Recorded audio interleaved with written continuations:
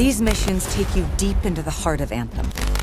Yesterday on Absolute Anthem, we dove deep into the many systems and abilities that will be available for the Interceptor Javelin at launch. Today, thanks to your voting, we're going to be doing the same with the Storm Javelin. Now, the Storm, rather than having technique gear, has kinesis gear, and rather than having a selection of systems, it has a selection of seals, starting with blast seals, then focus seals, then the support seals. The Javelin, of course, can also equip 2 firearms, and it also has its own innate melee ability coming in the form of Fiery Strike, which allows the Storm to use the seals on its arm to deliver an explosive flash that deals damage and knocks back enemies that have gotten too close, giving the user some time to reposition to a safer distance. This is obviously a perfect ability for a Javelin that is constantly concerned with its outer shell breaking and its ooey gooey innards being exposed to the enemies around it. So, much like technique gear for the Interceptor, the Storm Javelin's kinesis gear comes in 3 separate trees represented by these different seals. You'll be able to select one ability from each of the 3 trees for any given loadout. Let us talk a little bit more about seals though, because I think there's some confusion as to how seals work or what they are or whether or not they're gear.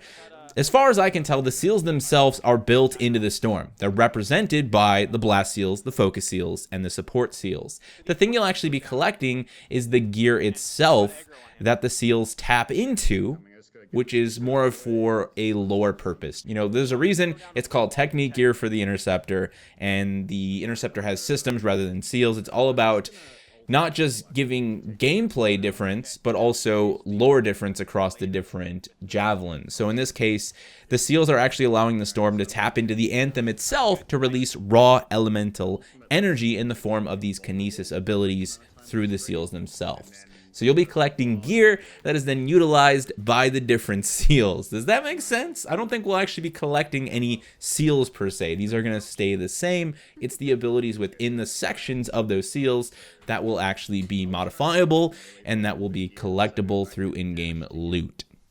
So why don't we start by taking a look at the first tree here, the Storm Javelin's blast seals. Beginning with Lightning Strike, a targeted strike that deals lightning damage in an area. Ice Storm, which creates a field of ice that deals damage, rapidly building to a final explosion of frost. Flame Burst, a quick explosion that deals fire damage at a target location. Rime Blast, which fires out a flurry of icy projectiles that deal damage and freeze close-range targets.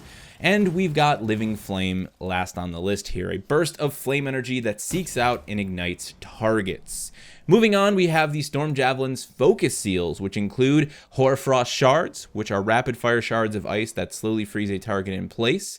Fireball, a versatile fire ability that can be fired quickly in small shots or charged for a larger projectile that explodes, kind of Mega Man style here. We've got Ball Lightning, a discharge of electrical energy that can be bounced off of walls to reach targets behind cover. We saw this used extensively by Mike in yesterday's live stream. And I also think this is the ability that many people have directly misidentified as Jara's Wrath. So every time I talk about weapons in this game and mention Jara's Wrath, I get like 3 or 4 people who are like, Tony, we saw Jara's Wrath. The Ranger was using it during that 18-minute gameplay trailer that was played from the perspective of the Colossus, and you see a giant ball of lightning bouncing off walls.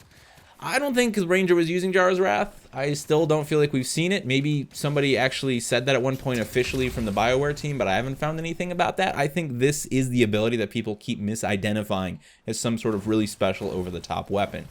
Maybe I'm wrong, but I think not so much on this one.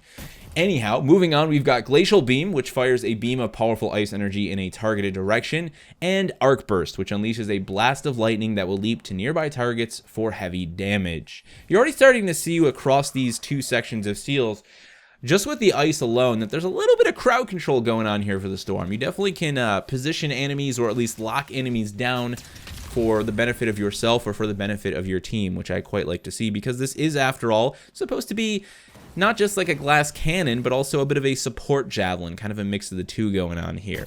Speaking of support, let's take a look at the Storm Javelin's support seals, which include Wind Wall, which generates a defensive wall of wind that deflects incoming enemy projectiles. We got to see this in yesterday's live stream as well, and Nexus, which creates a field which provides gear cooldown reduction to teammates who enter its radius. Now, I thought this sounded really familiar, and as it turns out, this was previously the Ranger's muster point ability. When I looked at that a couple weeks ago, that was actually what muster point did. It created a field that provided gear cooldowns. Muster point, as we'll go into more detail with the Ranger video, now provides a damage buff to weapons.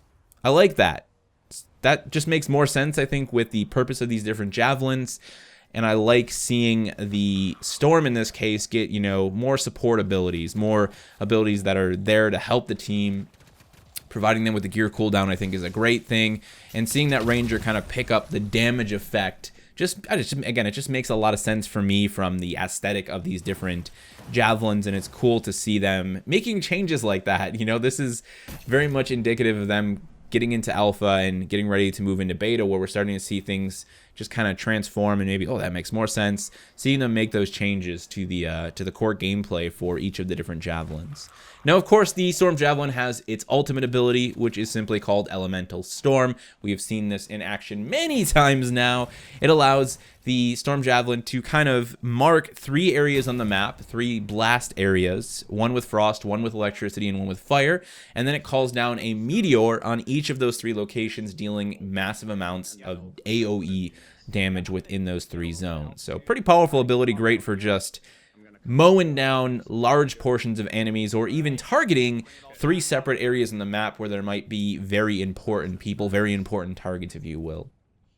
So there you have it, ladies and gentlemen, the Storm Javelin. Again, I'm really liking the usage of ice here as an actual, you know, freezing ability, essentially. You know, really giving us the opportunity to lock down some targets. There's going to be a lot of opportunities here to lay on that ice really thick, freeze someone up, and then set up like a combo attack with another member of our fire team.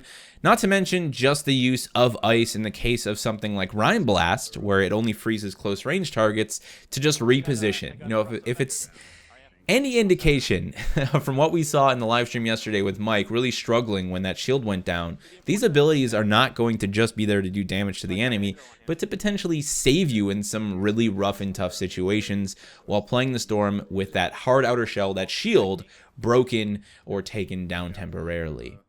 Let me know what you guys think of the Storm now that we've seen some of its abilities. If there's anything here that stands out to you as extra super cool, I can't wait to go hands-on with it. Feel free to let me know down in the comment section below. I hope you guys have a great week, and I'll be back next week, and we'll be looking at the Colossus followed by the Ranger.